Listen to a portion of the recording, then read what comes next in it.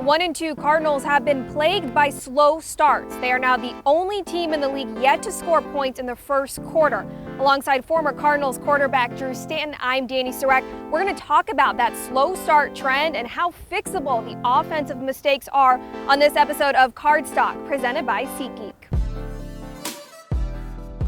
Drew, in the Week 3 loss to the Rams, the Cardinals were very inefficient on offense. 0 touchdowns, all 12 points coming from field goals. What prevented this offense from finding that rhythm early on?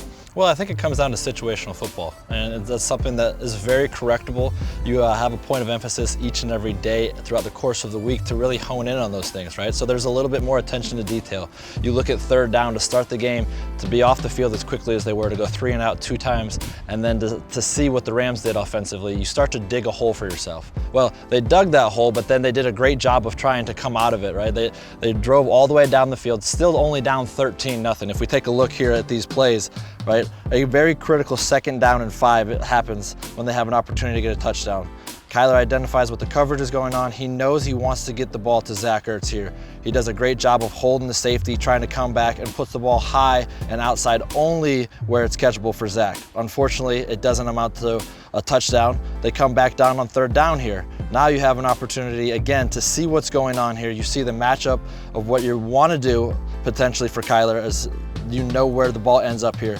He just rushes through his read. He gets to number 3 before he has the opportunity to see what's going on, because Zach Ertz, again, is standing there in the back of the end zone. It's just one guy not making a play for this team that is really hampering them from getting 7 points as opposed to 3, and it's become vital, as we've seen, for them to be able to do that because they're losing by such a small margin of error. Looking at the mistakes through these first 3 games, how correctable are these mistakes? I think they're extremely correctable, right? Like I said, it's just one guy missing an assignment here.